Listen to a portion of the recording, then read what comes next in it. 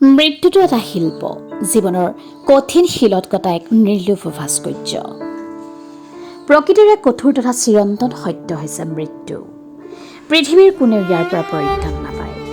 মৃত্যু মানে হৈছে এটা যাত্ৰাৰ পৰিসমাপ্তি।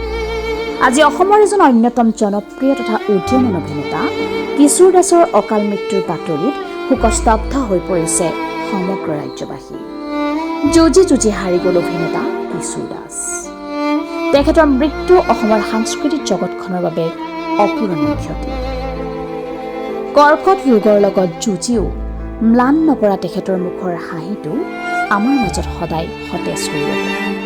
তেখেতৰ আত্মাৰ সদ্গতি কামনা কৰিছোঁ আৰু শোকসন্তপ্ত পৰিয়ালবৰ্গ তথা গুণমুগ্ধলৈ গভীৰ সমবেদনা জ্ঞাপন কৰিছোঁ।